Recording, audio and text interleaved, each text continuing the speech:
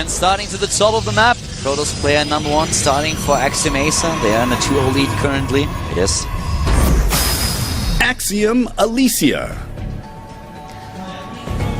Axiom's Alicia. He has a 46% win ratio in the matchup, offline in Heart of the Swarm, going up against a fellow Protoss player here. Going up against the blue Protoss to the bottom of the map. Starting for Team Soul, we have Soul Trap.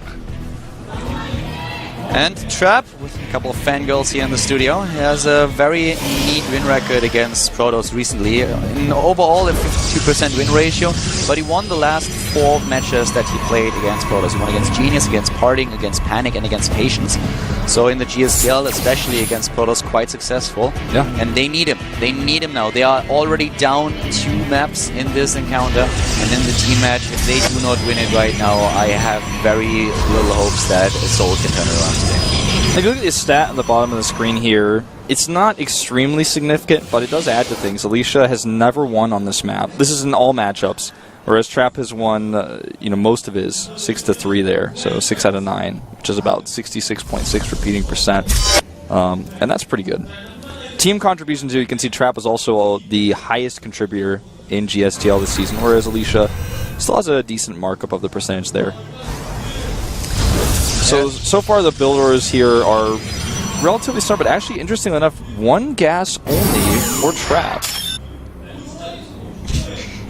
Soul has played the Trap card. Let's see if it gets activated. Yeah, we'll see if it triggers here. Guys, if you play Hearthstone and you actually know Yu-Gi-Oh! And all of that, if you want to have a laugh, go to YouTube and just look for Heart of the Cards, Heart man. of the Cards. And it's a little gem that I found recently, and I tweeted and Facebooked about it, and I couldn't stop laughing. I think I watched the video about 30 times in a row, and I was still laughing. So if you ever played Hearthstone and you watched, and you were thinking about top decks, just go there, look for Heart of the Cards. You will see exactly what I'm talking about. I think it's like titled Heart of the Cards Fail or something like that, and it is brilliant. So I'm not going to spoil it. Just do it, and you can thank me later. Well, here's the proxy play coming out from Alicia. Not what I expected, considering that. Well, I mean, if you look at the 2 players' matchups, neither of them are really one-sided ahead. Uh-oh. Well, the thing is, like, these days, with the changes to the Oracle, it's just going to be Oracle versus Oracle. Yeah, but you know what? If, for some weird chance, Trap goes Phoenixes, he gets a build order win, and the game ends, because he will see the Oracle send his Phoenix back, kill it, there's no way the Oracle can escape, and then the Oracle opening is shut down, and he has his opponent's Stargate in a weird place. So we'll see how this goes. It's definitely going to be an Oracle opening for Alicia. He has the faster Stargate. And if Trap also goes Oracles and tries to send his Oracle cross-map, which is probably what's going to happen, that's not going to be good for him. Yeah, that's not going to be good at all. And, well, the Stargate is about to be completed for Trap, so let's see what he's going to do. Will we see the Phoenix? Yes, counter build. And he's expecting this. He sent it to check the proxy location. We've talked about this 1,000 times. This is the proxy location on this map. You always proxy here. All right, this is going to be quite funny. How many kills does the Oracle get? Does he at least get his money's worth out of it? I do not know. It's already there. Look at this. Boom. This is like basically a build or a loss right away. Even the Stalker's there. 1 kill, 2. Or does he even get the second one? I don't even think he did. I think he only got 1. Yeah, I think he only got 1, and the other one was the Scout. So the Phoenix is already on the way to the bottom left. And that was shut down very easily and pretty fast as well. So, I mean, the transition here for Alicia is solid. He's going to have to go Dark Shrine. Probably didn't expect to do that right away, but it's a good follow-up. It's the follow-up that makes sense if you get build order countered by Phoenixes, which is a rare occurrence, yes. But he's going to have to deal with this counter pressure really, really early on. And with 2 Phoenixes, he can actually lift sentries. So Alicia is going to have to pull off a miracle here to defend. He does have that Mothership Core. But not for very long. Yeah, Mothership Core immediately with a photon overcharge, but here come those Stalkers, and Alicia is at 8 army supply against 18. Yeah, he's actually going to commit underneath next to his cannon fire here. He doesn't even care. And he will actually pick up the Stalkers. This is a smart choice. He cares a little bit. He cares like slightly here. Proxy Robo as he scouts the Dark Shrine, and that is pretty much all she wrote. I mean, like I said, this is a build or a loss situation for Alicia. The Dark Shrine is desperation. knowing that his opponent has no detection. It was pretty beautiful, like really well played by Trap. That was exactly the counter build. This was basically a build. That was basically Heart of the Cards. Exactly. He's just going to walk up here. Now, the counter aggression here actually could pose a slight annoyance to him right now. Stalker's being lifted one by one. There's no Photon Overcharge to be used. The Observer will be on the way very shortly, so any DTs they make will be useless. Oh, we have a couple of Stalkers here at the bottom trying to do damage, but the counter damage is not going to be enough, I feel. No, especially, definitely not. Like, look at all of those probes just evaporating there. And he can send the Phoenixes home, which he's doing to lift these Stalkers up, so all he has to do is damage them with the units he has now. There's the first DT.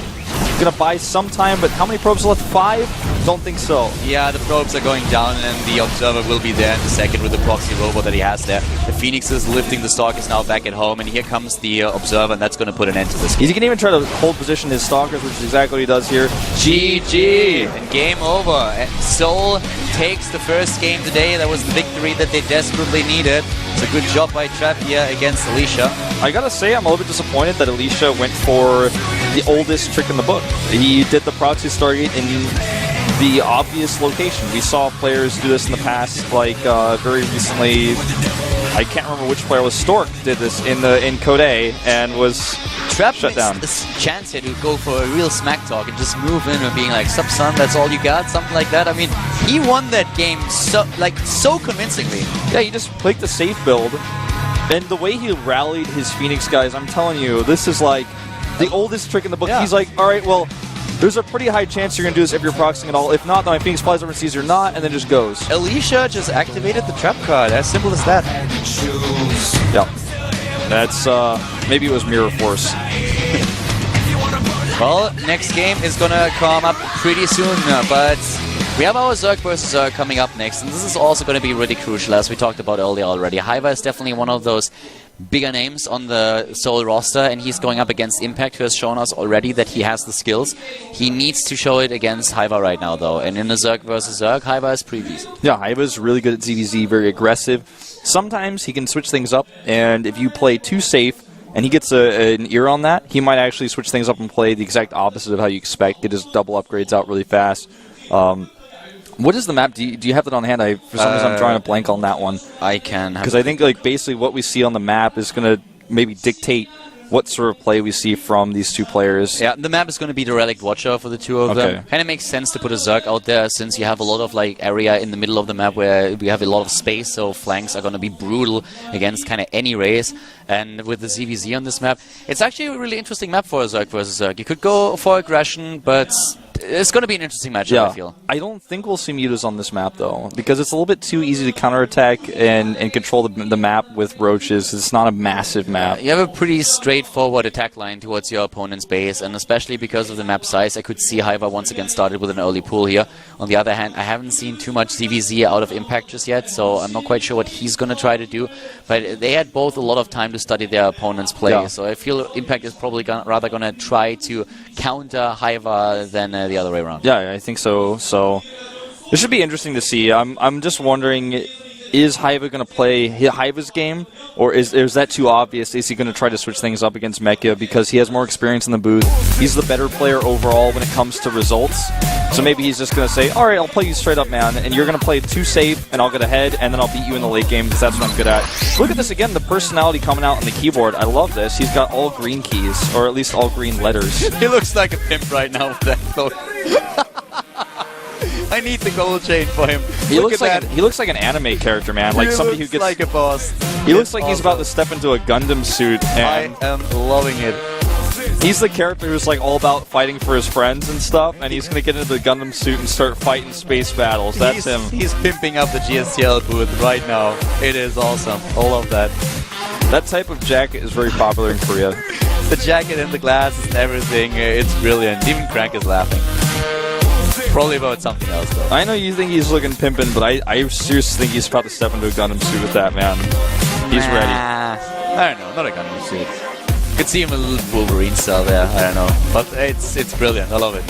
Green apparently his favorite color here, as we can see. Yeah, I just love how they show their personalities to their keyboards. That's really, really awesome.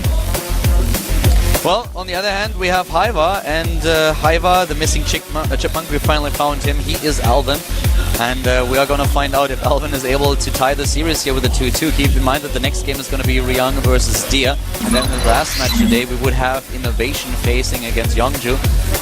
If we don't need an ace match, that is, then it's going to be the last one. Hiva was usually used as the ace player for his team in the all-kill format, and he would come out and take 1 or 2 wins, and then the team would fall. But his last recent games, he has not done so well. He was also the most important player for his team the last time that Seoul met Aximason in the first round of the GSTL Season 2 2013. But guys, before we head into the next game, we are jumping into a short commercial break, and as soon as we are back, we have our Zerg versus Zerg with Hiva going up against Impact. See you guys in a few.